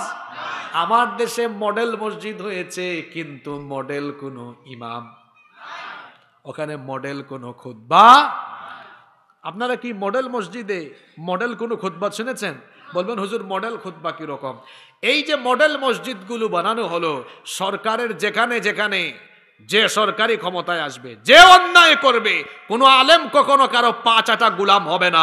যেখানেই অন্যায় হবে সেখানেই হকের আওয়াজ বুলন্দ হবে। মডেল মসজিদে আওয়াজ শুনছেন নাকি? জোরে বলেন শুনছেন? এগুলা কিয়ামতের আলামত। মডেল মসজিদ হবে, কিন্তু মিম্বরগুলো মডেল হবে। আল্লাহ নবী বলেছেন সেই মসজিদগুলোর ভেতরে ইমাম সাহেবের গলার আওয়াজের চাইতে আহলুল ফিসক এদের গলার আওয়াজ বড় হয়ে যাবে। আর বড় হওয়ার কারণও আছে, কারণ আমার দেশের বেশিরভাগ মসজিদ কমিটির ব্যবস্থাপনায় আমরা তাকওয়াবান মানুষকে দায়িত্ব না দিয়ে টাকা পয়সা, প্রভাব প্রতিপত্তি, আধিপত্য আর বংশ বড় দেখে কমিটিতে আমরা লোক বসাই বলে ওই মসজিদের ব্যবস্থাপনায় যা হওয়া দরকার তা হয় না। দেখা যায় মসজিদগুলোতে এখন যার টাকা বেশি, ক্ষমতা বেশি, যার বংশ বড়, যার আধিপত্য বেশি, তাকেই মসজিদ কমিটিতে রাখা হয়। এই জন্য দেখা যায় বেশিরভাগ ক্ষেত্রেই এই পাপাচারী লোকদের দ্বারা মসজিদ হেদায়াতের দিকে পরিচালিত হয় না, বরং মসজিদ থেকেই অপরাধ জগৎ, অন্যায় জগতের বিরুদ্ধে কোনো কথা হয় না। দেখা যায় পাপী তাপীদের দ্বারা নিয়ন্ত্রণে থাকার কারণে মসজিদ থেকে কোনো হকের আওয়াজ উচ্চারিত হয়। আমার দেশের বেশিরভাগ মসজিদের সভাপতি, সেক্রেটারি, কোষাধ্যক্ষ এরা অন্যায় হারামের সাথে সম্পৃক্ত, সুদখুর, ঘুষখুর, চাঁদাবাজ, টেন্ডারবাজ, অন্যায়কারী, অপরাধকারী লোকদেরকে মসজিদের কমিটিতে রাখার কারণে ওই মসজিদগুলো যেভাবে পরিচালনা হওয়ার কথা সেভাবে হয় না। এমনকি 5 ওয়াক্ত নামাজেও আসে না। শুক্রবারে জুমার দিনে আসে আবার 1টা 15 মিনিটে, আইসা প্রথমে গেইটে ঢুকে একটা কাশি মারে, বুঝায় সভাপতি আসছেন একটু সাইড দেন, তারপরে সবাইকে ডিঙায়া একদম সামনে গিয়া বসে। এগুলো আমি আপনাদের এলাকার কথা বলতেছি না, এগুলো বা আপনাদের এলাকায় নাই, কমন পড়ছে তাই না? আমি একবার এক মসজিদে খুতবা দিচ্ছি, তো এইরকম একজন আসছে, আপনার 1টার পরে কাশিদাসি দিয়ে আগাইতেছে। আমি বললাম এই দাঁড়ান, শেষে আসছেন, যেখানে জায়গা পেয়েছেন সেখানে বসে থাকেন। পাশে একজন বলে হুজুর কমিটি কমিটি। কি বলে? যেটা বলছে মসজিদের ইমাম সাহেব। বললাম আপনাদের মতো হুজুরদের কারণে এই খেজুররা এত সুযোগ পায়। সে কমিটি হোক, সভাপতি হোক আর সেক্রেটারি হোক, ও সামনের কাতারে আসতে হলে ওরে সবার আগে আসতে হবে। ও যদি সবার শেষে আসে তো সবার শেষে তাকে বসে থাকতে হবে। মসজিদটা কার ঘর? এখানে এসে বীর বাহাদুর সাহেবের বাহাদুরি চলবে? আহা, শেষ জামানার মসজিদগুলোর অবস্থা কেমন হবে? অন্য হাদিসে নবীজি আরো বলেছেন, মাসাজিদুহুম আমিরাহ ওয়া হিয়া খারাবুম মিনাল হুদা। মসজিদগুলো চাকচিক্যময় হবে কিন্তু হেদায়াত শূন্য হয়ে যাবে। মসজিদ হবে সুন্দর কিন্তু মসজিদের দৃশ্য হবে অসুন্দর। বলবেন হুজুর মসজিদের দৃশ্য কেমন অসুন্দর হবে? কোটি কোটি টাকা দিয়ে মসজিদ বানানো হবে কিন্তু সেই মসজিদে মুসল্লি পাওয়া যাবে না। কি আজীব অবস্থা! আহারে, আমার নবীর সময়ে মসজিদ ছিল কাঁচা কিন্তু মুসল্লি ছিল পাকা। নবীজির সময়ে মসজিদ ছিল মসজিদে নববী, উপরে খেজুর পাতার ছাউনি, নিচে কোনো টাইলস ছিল না। মরুভূমির বালিতে তারা সাজদা দিতেন। যখন বৃষ্টি পড়ত কাদা হয়ে যেত, নাকে কপালে অঙ্গ প্রত্যঙ্গে কাদা লেগে যেত। মসজিদ কাঁচা ছিল কিন্তু মুসল্লি পাকা ছিল। আর আমার সমাজের মসজিদগুলো এখন পাকা, মুসল্লির অভাবে মসজিদ পড়ে থাকে ফাঁকা। আছে না নাই? ওয়াজ মাহফিলে মানুষের অভাব নাই কিন্তু দেখা যায় মসজিদে আজান হলে মসজিদ হাহাকার করে। ওয়াজ শোনা হলো নফল আর নামাজ আদায় করা হলো ফরজ।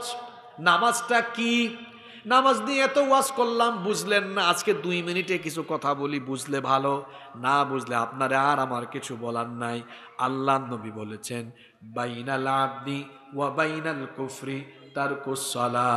আল্লাহর বান্দা আর কাফিরের মধ্যে পার্থক্য হলো নামাজ ছেড়ে দেওয়া। এটা কি আপনি হৃদয় থেকে উপলব্ধি করেন কথাটা? একটা হলো শোনা আর একটা হলো বুঝা। এই কথাটা অনেকে শুনি, হৃদয় দিয়ে বুঝেন। একটু বুঝার চেষ্টা করেন তো। কাফিরের মধ্যে আর ইমানদারের মধ্যে পার্থক্য হয় নামাজ দিয়ে। কি দিয়ে? জোরে বলেন, কি দিয়ে? শয়তান জান্নাত থেকে বের হয়েছে কি না দেওয়ার কারণে? বলেন, আপনারা বলেন। কয়টা সাজদা দেয় নাই? মাত্র। আর আমাদের 5 ওয়াক্ত শুধু ফরজের সাজদা কয়টা জানেন? না, 17টা তো হচ্ছে আপনার ওয়াক্ত বলতেছেন আপনি, সরি রাকাত বলতেছেন। বলতেছি শুধু যদি ফরজ নামাজের সাজদা হিসাব করেন তাইলে হবে 34টা শুধু ফরজ। কয়টা? হ্যাঁ বেটা, ইবলিস এক সাজদা না দিয়া জান্নাত থেকে গেট আউট। আর আপনি ডেইলি 34টা না দিয়া আশা করে বসে আছেন আমার জান্নাত কে ঠেকায়। শয়তান কখন হাসে আর কখন কাঁদে এই হাদিসটা ভালো করে শুনুন। হাদিসের শিরোনাম কি? শয়তান কখন হাসে আর কখন। এক ব্যক্তি যখন সাজদা দিল,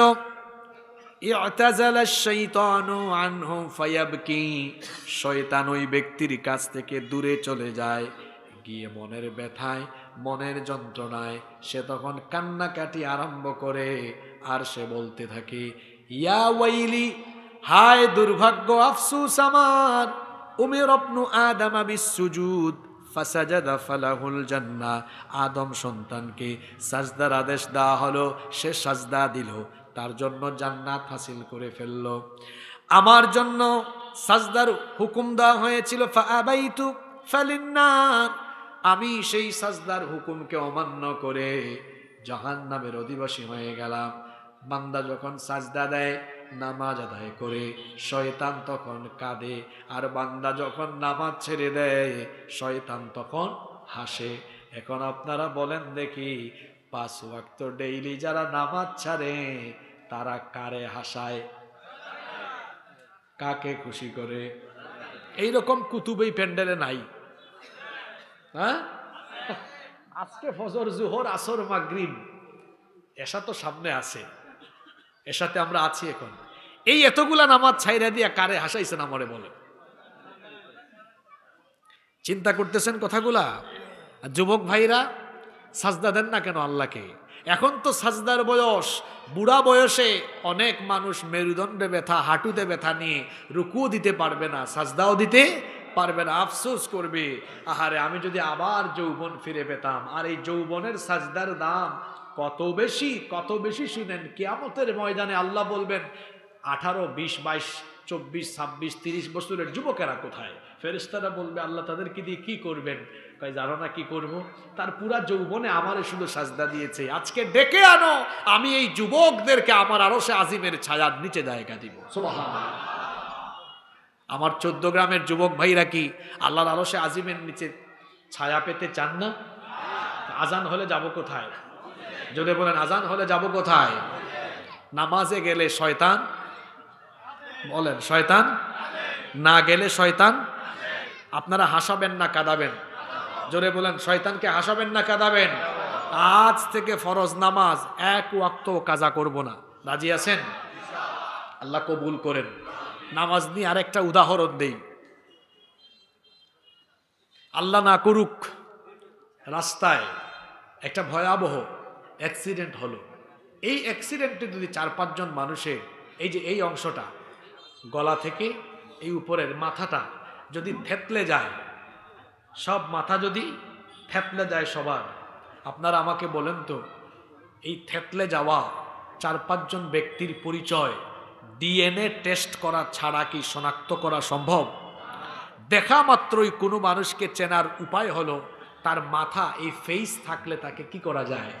চেনা যায়। তাহলে বোঝা গেল আমাদের 3.5 হাত বডির গুরুত্বপূর্ণ একটা অংশ হলো মাথা। মাথা ছাড়া কোনো ব্যক্তির পরিচয় পাওয়া যায় না। ইসলামের যে ইবাদতের পূর্ণাঙ্গ বডি বা ইমারত আছে, এর মধ্যে মাথা বা মগজে অবস্থিত যে ইবাদত, সেটা হলো আস-সালাতু হিয়া রাসুল ইবাদাহ। নামাজ হলো ইবাদতের মগজ, ইবাদতের মাথা। মাথা কেটে ফেললে যেমন কোনো ব্যক্তির পরিচয় পাওয়া যায় না, ঠিক তেমনি ইসলামের ইমারতের মাথা, মগজ, নামাজকে বাদ দিয়ে কোনো ব্যক্তি পূর্ণাঙ্গ মুসলমান হতে পারবে না। অন্য মুসলমানের নাম থাকলেও ও মুসলমান হতে, যার মধ্যে নামাজ নাই তার মধ্যে ইমান নাই। কয় হুজুর কে বলছে ইমান নাই? আমার বাপ আমার নাম রেখেছে ইমান আলী, আমার ইমান থাকে না কেমনে? আমার দেশের বেশিরভাগ মানুষের নামের সাথে কাজের কোনো মিল নাই। বাবা নাম রেখেছে ফজর আলী, ফজর আলী ফজরের নামাজ পড়ে না, ঘুম থেকে উঠে সকাল 10টায়। আরেকজনের নাম তার বাপ রেখেছে জোহর আলী, জোহর আলী জোহরের নামাজে যায় না। আরেকজনের নাম রমজান আলী, রমজান মাসে দুপুরবেলা গাঞ্জা টানে। আরেকজনের নাম কুরবান আলী, সামর্থ্য আছে কিপটা বেটা কুরবানি দেয় না। আরেকজনের নাম ইমান আলী, 2-3 বার হজ করে এসে পাশা কুটে বলে, কিরে তোরা আমারে হাজি ডাকস কেন? আমি কি এখন হাজি আছি নাকি? আমি তো সিনিয়র, 2-3 বার হজ করছি, আলহাজ বলিস। তার নাম হলো আলহাজ ইমান আলী, আর তার কাম হলো এলাকার যত সুদ আছে, বাজি, টেন্ডারবাজি, লুটতরাজ, হানাহানি, মারামারি, চুগলখুরি, অর্থাৎ সব অপরাধের সাথে তার সম্পৃক্ততা আছে। এই লোক নামে হলো ইমান আলী, কাজে কর্মে বেঈমান আলী। এরকম বহুত বেঈমান আলী আমার সমাজে নাই? চিন্তা করেছেন? বলে আমি মুসলমান, কিন্তু নামাজ, যে ব্যক্তি মুসলমান হয়ে নামাজ ছেড়ে দিয়ে তাকে মুসলমান বলে, ওই ব্যক্তি মুসলমান নয়, ওই ব্যক্তি বেঈমান, তার ঈমান নাই। মুসলমানের সবচেয়ে বড় পরিচয় হলো সে নামাজ ছাড়বে। আল্লাহর নবী সতর্ক করেছেন, শেষ জামানায় মসজিদগুলো হবে মাসাজিদুহুম আমিরাহ ওয়া হিয়া খারাবুম মিনাল হুদা। মসজিদগুলো হবে চাকচিক্যময়, কিন্তু মসজিদগুলো হেদায়াত শূন্য হবে। আমরা কি আমাদের মসজিদকে হেদায়াত শূন্য করব না হেদায়াত দিয়ে পূর্ণ করব? জোরে বলেন, হেদায়াত দিয়ে। তাহলে আজান হলে যাব কোথায়? আল্লাহর নবী আরো বলেছেন, সায়াতি আলান নাসি জামান, অচিরেই মানুষের উপরে এমন এক জামানা আবির্ভূত হবে, লা ইয়াবকা মিনাল ইসলামি ইল্লা ইসমুহু ওয়া লা ইয়াবকা মিনাল কুরআনি ইল্লা রাসমুহু মাসাজিদুহুম আমিরাহ ওয়া হিয়া খারাবুম মিনাল হুদা উলামাউহুম শাররুম মান তাহতা আদিমিস সামা। আল্লাহর নবী বলেছেন, এমন এক জামানা আসবে ইসলাম নামে মাত্র থাকবে, কিন্তু ইসলামের মূল কোনো শিক্ষা সমাজে প্রতিফলিত হবে না। কোরআন কোরআনের অক্ষরগুলো কোরআনের পাতায় লেখা থাকবে, কিন্তু কোরআনের কোনো শিক্ষা সমাজে থাকবে। আজকে বাস্তবতা মিলায় দেখেন, ইসলাম শুধু নামে আছে, কিন্তু ইসলামের কোনো শিক্ষা আজকে আমার দেশের কোনো জায়গায় নাই। ব্যক্তি, পরিবার, সমাজ, রাষ্ট্র পর্যন্ত ইসলামের রীতিনীতি নাই, বরং আছে উল্টা। আল্লাহর আইন হলো একটা, আর মানুষ আল্লাহর আইনের বিপরীতে আইন বানিয়ে রেখেছে আর একটা। আজকে রাষ্ট্রীয় পর্যায়ে আল্লাহর আইনের বিরুদ্ধে বিদ্রোহ করে রাষ্ট্রীয় পর্যায়ে শিরক হয়, যেই শিরকের নাম হলো আশশিরকু ফিল ইবাদাহ। আশশিরকু ফিল কিভাবে হয়? আমার দিকে তাকান, খুব দামি দামি কথা চলে যাচ্ছে। আপনাদের এই পাশাকুটে 17 বছরের মুন্না 15 বছরের মুন্নিকে যদি বিয়ে করে, এটা আপনাদের দেশের আইনে ভালো কাজ না অপরাধ? জোরে বলেন। এটার নাম কি বিবাহ? জি, যে হুজুর বিয়ে পড়াবে হুজুর সুদ্ধা জেলে ঢুকবে।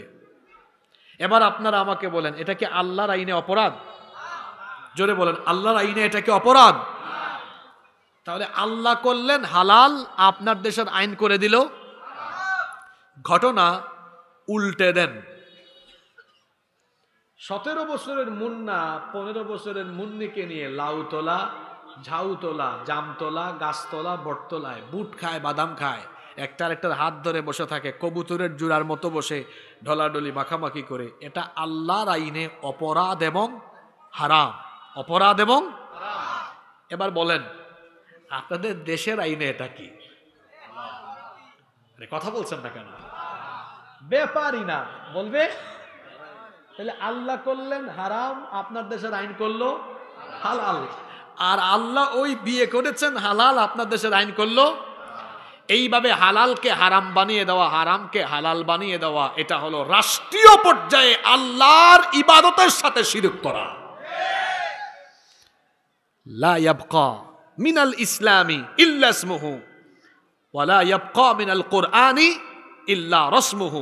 ইসলাম নামে থাকবে, ইসলামের কোনো শিক্ষা, কোরআন পাতায় পাতায় কোরআনের অক্ষর থাকবে, কোরআনের কোনো নির্দেশনা সমাজে বাস্তবায়ন। কোরআন, ইসলাম ধর্ম নিরপেক্ষ মতবাদের পক্ষে না বিপক্ষে? আজকে আপনার দেশের সংবিধানে এই ধর্ম নিরপেক্ষ মতবাদ সন্নিবেশিত করা। সব মানুষ তার নিজের ধর্মের পক্ষে, একমাত্র শয়তান হলো ধর্মের ব্যাপারে নিরপেক্ষ। এজন্য ধর্ম নিরপেক্ষ মতবাদ এটা শয়তানি মতবাদ। এই মতবাদের কথা যারা বলে এবং বিশ্বাস করে, তারা হলো আল্লাহর জমিনে শয়তানের খলিফা। তারপরে কি? সকল ক্ষমতার মালিক, সকল ক্ষমতার উৎস জনগণ। তো জনগণ তো আমিও, জনগণ তো আপনিও। তো আমরা যদি সকল ক্ষমতার মালিক হই, আমাদের সর্দি, জ্বর, কাশি, পেট ব্যথা, মাথা ব্যথা এগুলো হয় কেন? আপনি না সকল ক্ষমতার মালিক। আপনার নিজের শরীরের নিয়ন্ত্রণ ক্ষমতা আপনার হাতে নেই, আপনি কিভাবে সকল ক্ষমতার মালিক হন? এটা হচ্ছে একটা পাম দিয়ে জনগণের কাছ থেকে ভোট নেওয়া। ভোট নেওয়ার পরে ক্ষমতা যখন পাইল, তাদের যুক্তি অনুযায়ী যদি সকল ক্ষমতার মালিক জনগণ হয়, তাহলে জনগণ চাইবে যতক্ষণ ক্ষমতায় থাকবে ততক্ষণ, চাইবে না যখন নেমে যাবে তখন। কিন্তু জনগণ যদি বলে আমরা আপনাকে চাই না, তখন বুঝাই দিবে সকল ক্ষমতার মালিক আপনি, আমি জনগণ না তারা। তখন দেখা যাবে ক্ষমতার অপব্যবহার করে স্বৈরাচারী হয়ে আপনার ট্যাক্সের পয়সায় কেনা গুলি আপনার বুকের ভিতর ঢুকাই দিয়ে আপনারে মাইরা ফেলবে। এই হলো ওদের আসল চরিত্র। সকল ক্ষমতার মালিক কে? তাবারাকাল্লাযী বিয়াদিহিল মুলকু ওয়া হুয়া আলা কুল্লি শাইইন কাদির। বরকতময় সুমহান সেই সত্তা, যার হাতে সকল ক্ষমতা, সকল ক্ষমতার মালিক যিনি, তিনি কে? আন্নাল কুওয়াতা লিল্লাহি জামিআ।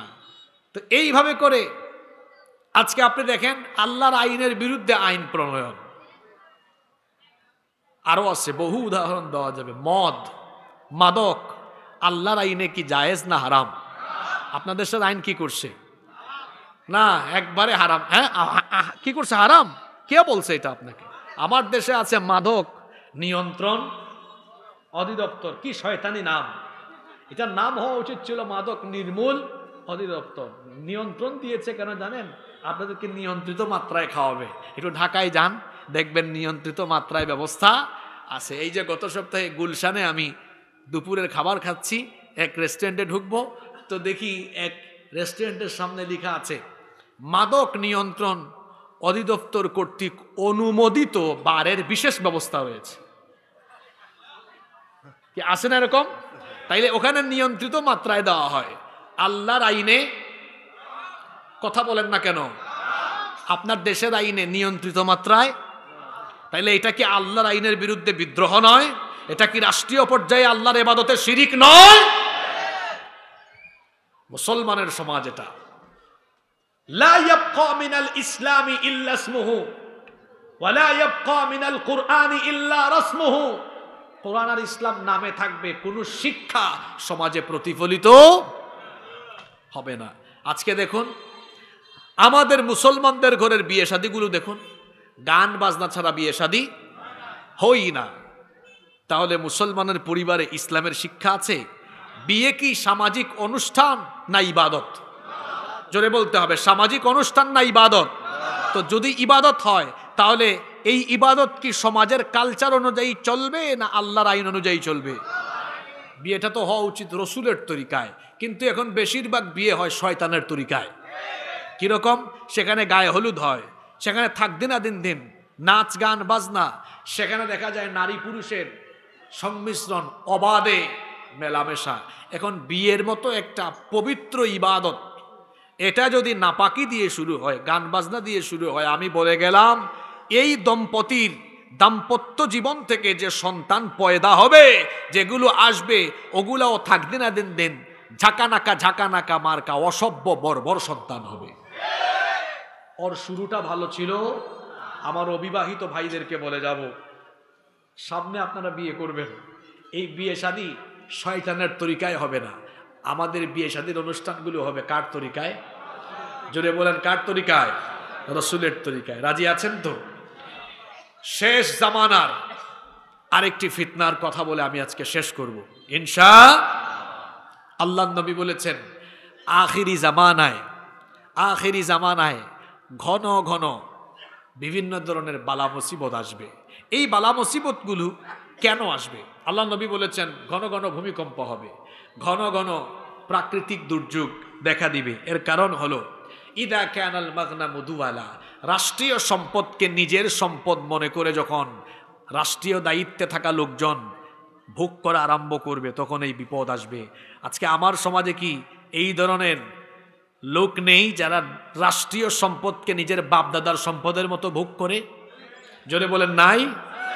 ফেরাউন গেল, সে কি বলল? আমার পিয়ন ছিল কত কোটি টাকার মালিক, কি ছাড়া চলে না? পিয়নের অবস্থা যদি এই হয়, তা বাকিগুলোর অবস্থা কি হবে বুঝতেই তো পারছেন। এই জন্য তো চোরের দল জামাতের সাথে পালিয়ে গিয়েছে। ইদা কানাল মাগনামু দুওয়ালা, রাষ্ট্রীয় সম্পদ যখন নিজের সম্পদ মনে করে ভোগ করা আরম্ভ করবে, ওয়াল আমানাতু মাগনামা, যখন আমানতের খেয়ানত আরম্ভ হবে, ওয়াজ যাকাতু মাগরামা, যাকাতকে মানুষ যখন জরিমানার মতো মনে করবে, অত আল্লিমা লিগাইরিদ্দিন, দ্বীনি শিক্ষা বিবর্জিত শিক্ষা ব্যবস্থা যখন চালু হবে, ওয়া আতাআর রাজুলু যাওজাতাহু ওয়া আক্কা উম্মাহু, মানুষ যখন বউয়ের আনুগত্য আরম্ভ করবে আর মায়ের সাথে বেয়াদবি আরম্ভ করবে, ওয়া বাররা সাদিকাহু ওয়া জাফা আবাহু, তার বাপের সাথে বেয়াদবি করবে, বন্ধুর সাথে ভালো আচরণ করবে, ওয়ারতাফাআতিল আসওয়াতু ফিল মাসাজিদ, মসজিদে হই হুল্লোড় বাড়বে।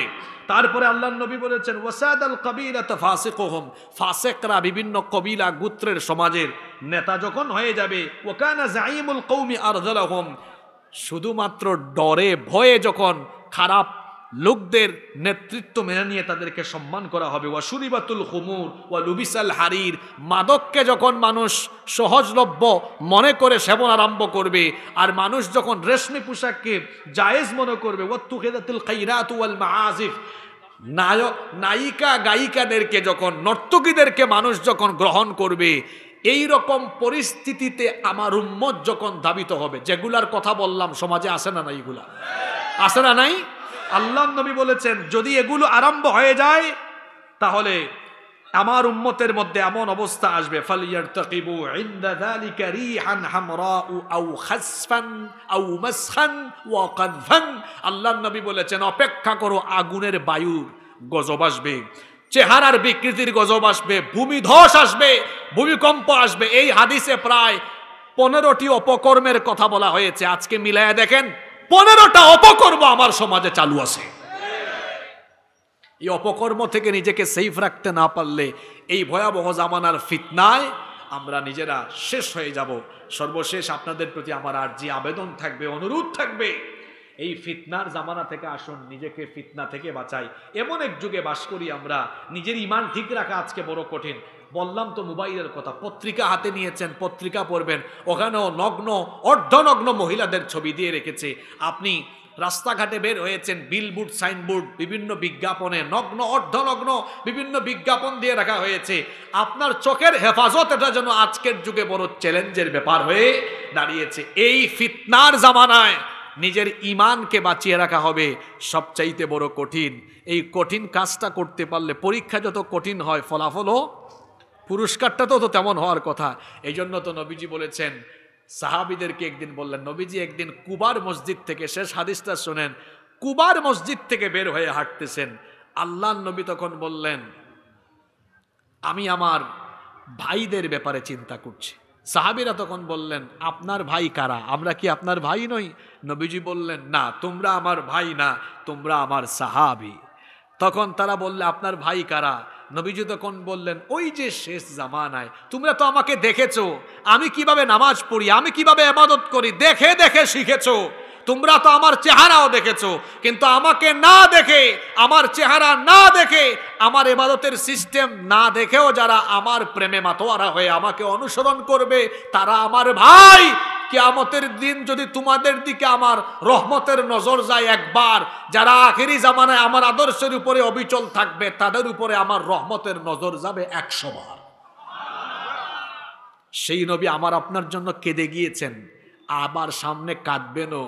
যখন কবর খুলে যাবে, কবর খুলে যাওয়ার পরে ইসরাফিলের দ্বিতীয় সিংহার পরবর্তী অবস্থা এটা, কবর খুলে যাওয়ার পরে সর্বপ্রথম কবর থেকে উঠানো হবে আমার আপনার নবী মুহাম্মদুর রাসূলুল্লাহ সাল্লাল্লাহু আলাইহি ওয়াসাল্লাম। ফায়াবকি ওয়া ইয়াকুল, অতঃপর তিনি কাঁদবেন আর বলবেন, ইয়া জিবরিল আইনা উম্মতি। তখনও তিনি বলবেন, হে জিবরিল, আমার উম্মত কোথায়? জিবরিল বলবেন, আপনি কি কবর থেকে উঠে আপনার উম্মতের কথা স্মরণ করছেন? তিনি বলবেন, কেন স্মরণ করব না, কেন স্মরণ করব না, কারণ আমি ছাড়া তো আমার উম্মতের আর কেউ নাই। আমার উম্মত কোথায় বলো? তারা কি জাহান্নামের কিনারে চলে গেল নাকি? আল্লাহ তাআলা তখন ডাক দিবেন, ও নবী, টেনশনের কোনো কারণ নাই, আমি আপনাকে সুযোগ দিব, আপনার পছন্দের উম্মতদেরকে আপনি সুপারিশ করে করে জান্নাতে নিতে পারবেন। সুবহানাল্লাহ। তো এই সুযোগ তো আমি আপনি পাবো তখন আমরা রসুলের আদর্শের উপরে টিকে থাকতে পারবো। যখন রসুলের আদর্শের উপরে টিকে থাকতে হলে নিজের জীবনের সব কিছুতে যাকে ফলো করে জীবন চালাতে হবে তিনি আমার আপনার নবী মুহাম্মদুর রাসূলুল্লাহ সাল্লাল্লাহু আলাইহি ওয়াসাল্লাম। চলাফেরা, নিজের চলাফেরা, কথা বলা, নিজের সব কিছুকে রসুলের আদলে তৈরি করতে হবে। দেখেন না, এখন চুল রাখে মেসি কাটিং, নেইমার কাটিং, যুবক ভাইদের কথা বলছি আর কি। এখন তার চুলের কাটিং মেসি কাটিং আর নেইমার কাটিং হবে কেন? একজন যুবক তো মাথা থেকে পা পর্যন্ত অনুসরণ করবে মুহাম্মদুর রাসূলুল্লাহ সাল্লাল্লাহু আলাইহি ওয়াসাল্লাম। আপনি যাকে অনুসরণ করছেন ওদের চরিত্রের কোনো ঠিক ঠিকানা নাই। যুবক ভাইদের চরিত্র মেসি আর নেইমার নয়, তাদের আদর্শ হবেন মুহাম্মদুর রাসূলুল্লাহ সাল্লাল্লাহু আলাইহি ওয়াসাল্লাম। এখন চুলের কাটিং দেখলে আমার বড় অবাক লাগে। আপনারা দেখবেন চুলের কাটিং এখন অনেকে চুল রাখে ডানেও নাই, বামেও নাই, পিছনেও নাই, শুধু এই মাঝখান দিয়ে আছে। দেখলে মনে হয় যেন পাখির বাসা। ওই যে দেশি মুরুগ, আমি জানি না আপনারা আপনাদের এলাকায় আঞ্চলিক ভাষায় কি বলেন, দেশি মুরুগের মাথার মধ্যে দেখবেন ওই যে এটাকে আমাদের এলাকায় বলে জুট, অনেক এলাকায় জুটি বলে, চুট বলে, আপনারা কি বলেন? এটার নাম আমি দিয়েছি, কি বলেন আপনারা? জুট না জুটি? এটার নাম হলো মুরগা জুটি কাটিং।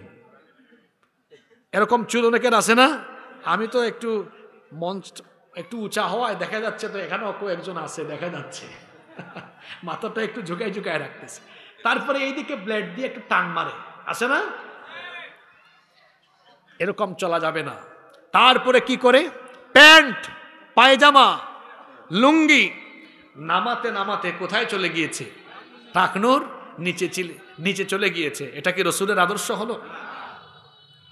আল্লাহর নবী বলেছেন, ওই ব্যক্তির দিকে কিয়ামতের দিন আল্লাহ তাকাবেন না, তার সাথে আল্লাহ কথা বলবেন না, তাকে আল্লাহ পবিত্র করবেন না, এমনকি তাকে আল্লাহ জাহান্নামের আগুন থেকে মুক্তিও দিবেন না। তখন তাকে জিজ্ঞেস করা হলো, গো আল্লাহর নবী, কোন ব্যক্তি সম্পর্কে আপনি এই কথা বলছেন? আল্লাহর নবী তখন বললেন, যেই ব্যক্তি টাকনুর নিচে কাপড় ঝুলাইয়া হাঁটে।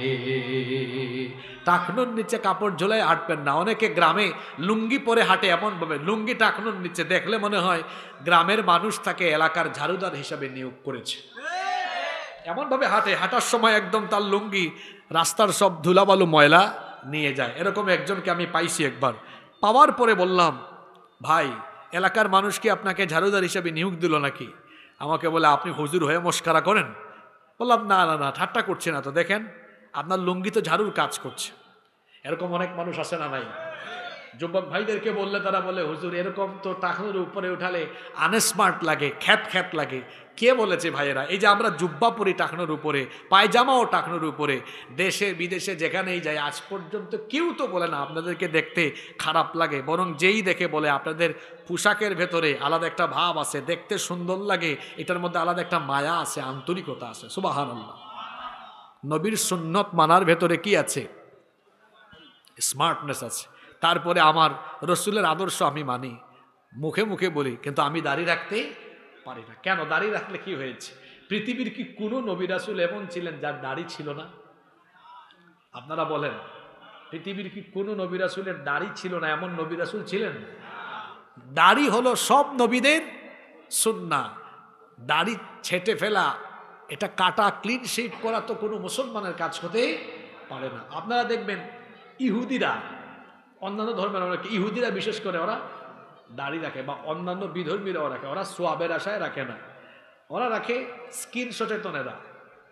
ওরা স্কিন সচেতন, বেশি বেশি ক্লিন শেভ করলে ওরা বলে যে চামড়া শক্ত হয়ে যায়, চোখের জ্যোতি কমে যায়। ওরা বিভিন্ন কারণে বিভিন্ন ব্যাখ্যা দেয়, কিন্তু আমার তো ব্যাখ্যা দেওয়ার প্রয়োজন নাই। আমি তো দাড়ি রাখি আমার নবীকে অনুসরণ করি। সুবহানাল্লাহ। এটা একটা গুরুত্বপূর্ণ সুন্নাহ। দাড়ি হলো পুরুষত্বের প্রতীক, পুরুষত্বের আলামত।